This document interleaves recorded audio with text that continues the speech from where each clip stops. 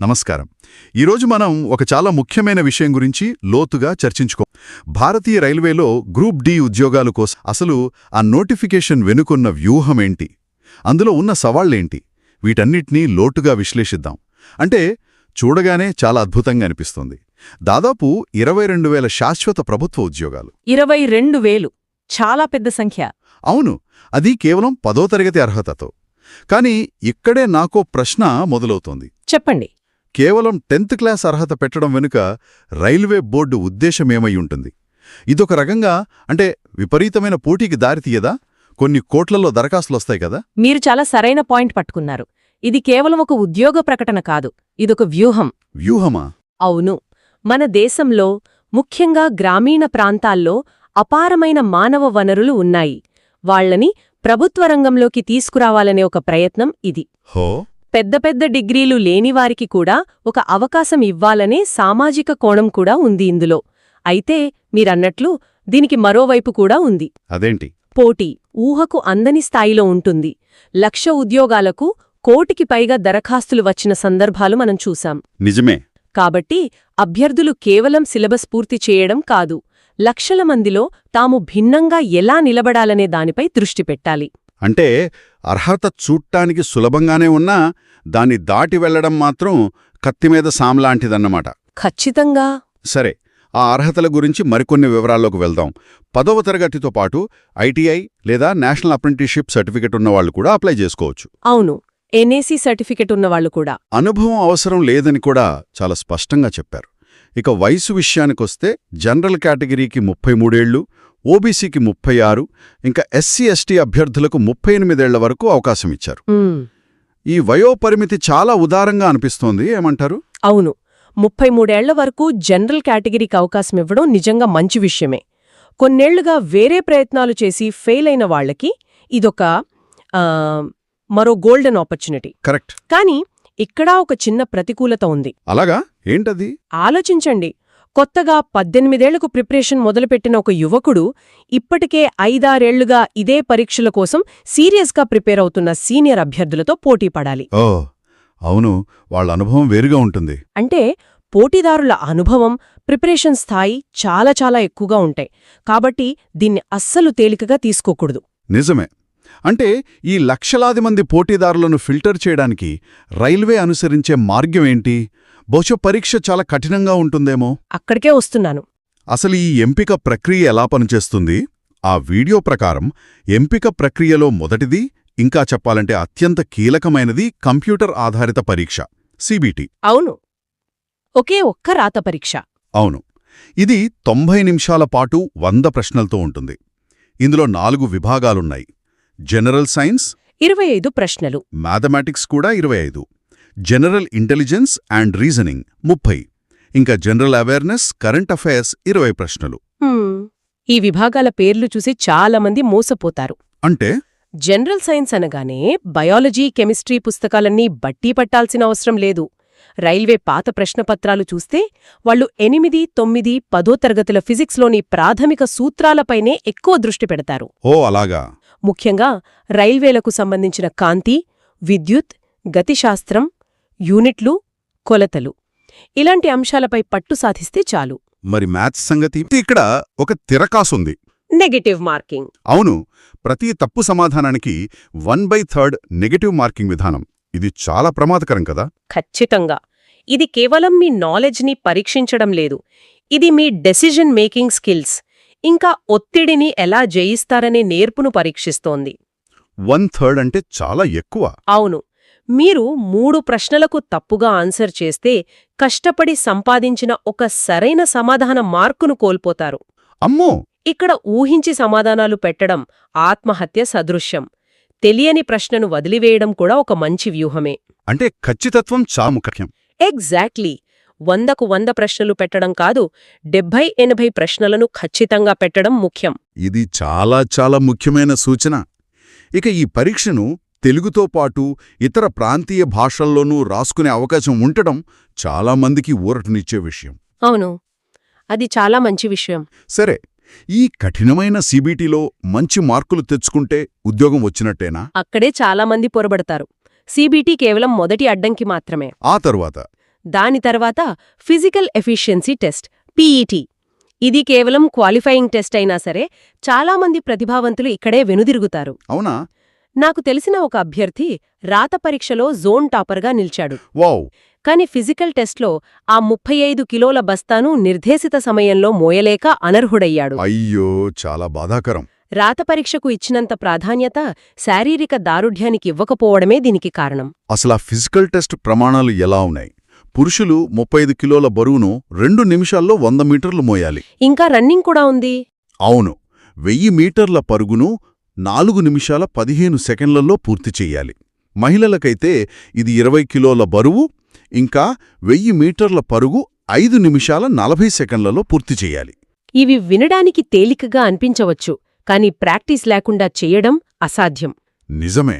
Track maintainer లాంటి ఉద్యోగాలకు పట్టాలపై కిలోల బరువున్న సామాగ్రిని మోయాల్సుంటుంది. ఆ పనికి అవసరమైన కనీస శారీరక సామర్థ్యాన్ని అంచనా వేయడానికే ఈ పరీక్ష. అంటే ప్రిపరేషన్ మొదలుపెట్టిన రోజు నుంచే ఫిజికల్ ట్రైనింగ్ కూడా స్టార్ట్ చేయాలన్నమాట. తప్పనిసరి. రోజులో కనీసం 1 గంట శారీరక వ్యాయామానికి, పరుగుకు కేటాయించాలి. అంటే రాత పరీక్ష, శారీరక పరీక్ష రెండూ పాస్ అవ్వాలి. ఆ తర్వాత డాక్యుమెంట్ వెరిఫికేషన్, మెడికల్ ఎగ్జామినేషన్ ఉంటాయి. సరే, అసలు ఈ నోటిఫికేషన్లో ఏ పోస్టులున్నాయి, వాటి స్వభావమేంటి? చాలా రకాల పోస్టులున్నాయి. ముఖ్యంగా మన సికింద్రాబాద్ జోన్లో ఏమైనా ఖాళీలున్నాయా? ఆ వీడియో ప్రకారం అసిస్టెంట్, పాయింట్స్మెన్, ట్రాక్ మెయింటైనర్ గ్రేడ్ 4 వంటి పోస్టులున్నాయి.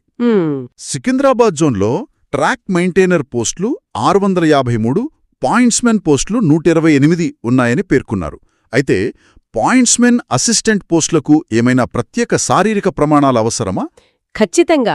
ఇక్కడే చాలామంది అభ్యర్థులు తెలుసుకోవాల్సిన ఒక క్లిష్టమైన విషయముంది. ఏమిటది? అదే మెడికల్ స్టాండర్డ్స్.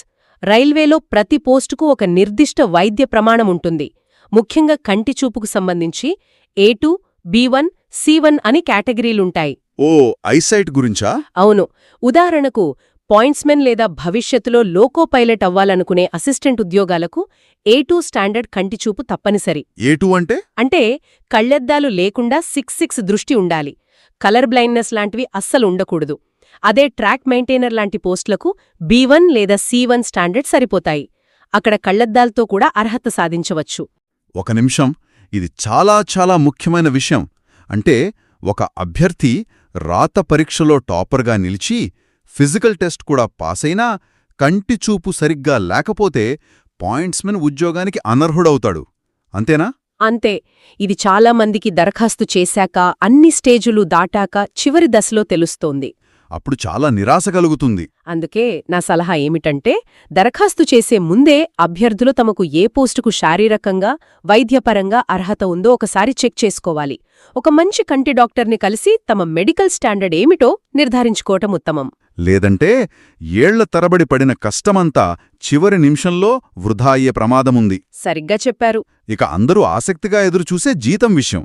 పే లెవెల్ 1 ప్రకారం అలవెన్సులన్నీ కలుపుకొని నెలకు దాదాపు 45,000 రూపాయల వరకు వస్తుందని అంచనా వేశారు. ఈ సంఖ్య ఎంతవరకు వాస్తవం? 45,000 సంఖ్య కొంచెం ఆశాజనకంగా ఉంది, కాని అసాధ్యం కాదు. అంటే వాస్తవంలోకి వస్తే లెవెల్ 1 బేసిక్ పే 18,000 రూపాయలు.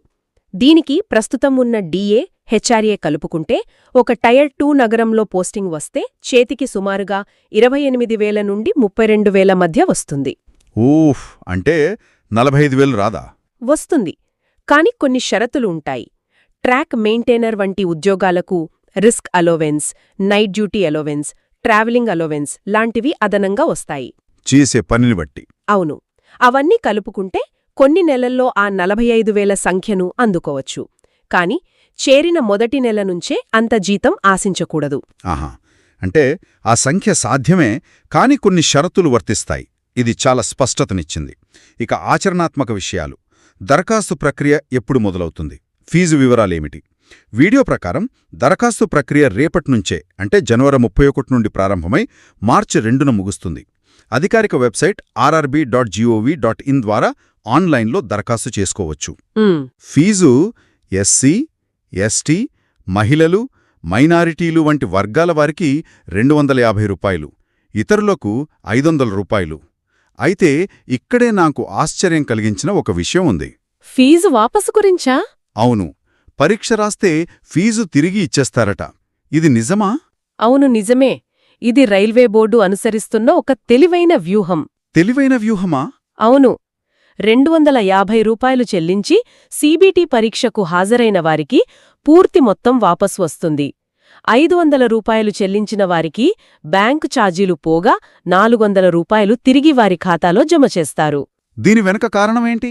అనవసరమైన, సీరియస్గా లేని దరఖాస్తులను నివారించడం. కోట్ల సంఖ్యలో దరఖాస్తులు వస్తే వాటిని ప్రాసెస్ చేయడానికి అయ్యే శ్రమ, సమయం, ఖర్చు అపారం కదా. నిజమే. ఈ ఫీజు వాపసు విధానం వల్ల కేవలం తీవ్రంగా ప్రయత్నించే అభ్యర్థులు మాత్రమే దరఖాస్తు చేస్తారు. ఇది ఒక రకంగా అభ్యర్థులను పరీక్ష రాయడానికి ప్రోత్సహించడమే. అద్భుతం. అంటే అభ్యర్థులపై ఆర్థిక భారం తగ్గించడంతో పాటు వ్యవస్థపై కూడా భారం తగ్గించుకుంటున్నారు. సరే, ఈ మొత్తం విశ్లేషణను ఒకచోట చేరిస్తే దీని సారాంశమేమిటి? చెప్పండి. ఇది కేవలం 10వ తరగతి అర్హతతో ప్రభుత్వ ఉద్యోగం సంపాదించే అవకాశం మాత్రమే కాదు, సరైన వ్యూహం, శారీరక శ్రమ మరియు ముఖ్యంగా స్వీయ అవగాహనతో సాధించాల్సిన ఒక పెద్ద లక్ష్యం. సరిగ్గా చెప్పారు. ఈ విశ్లేషణ నుండి ఒక ఆలోచన మిగిలింది. ఈ మొత్తం ప్రక్రియలో అభ్యర్థులు తమను తాము ఒక ప్రశ్న వేసుకోవాలి. అదేమిటి? నేను రైల్వే గ్రూప్ డి ఉద్యోగానికి ఎందుకు దరఖాస్తు చేస్తున్నాను అని. కేవలం ప్రభుత్వ ఉద్యోగం, జీతం కోసమే అయితే ఈ పోటీలో నెగ్గడం కష్టం. కానీ దేశ మౌలిక సదుపాయాల్లో కీలకమైన రైల్వే వ్యవస్థలో భాగం కావాలనే తపన, శారీరక శ్రమకు విరవని తత్వం ఉంటే ఈ ప్రయాణం సులభమవుతుంది.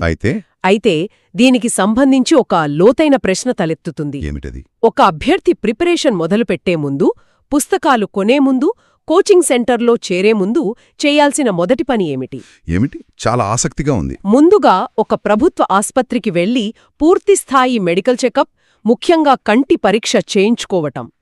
తమ మెడికల్ స్టాండర్డ్ ఏ కేటగిరీ కిందపు వస్తోందో, అంటే A2, B1 లేదా C1 అని నిర్ధారించుకున్న తర్వాత ఆ కేటగిరీకి సరిపోయే పోస్టులను లక్ష్యంగా చేసుకుని ప్రిపరేషన్ మొదలుపెట్టాలి. ఇది వారి సమయాన్ని, శక్తిని, డబ్బును ఆదా చేస్తుంది. ఖచ్చితంగా.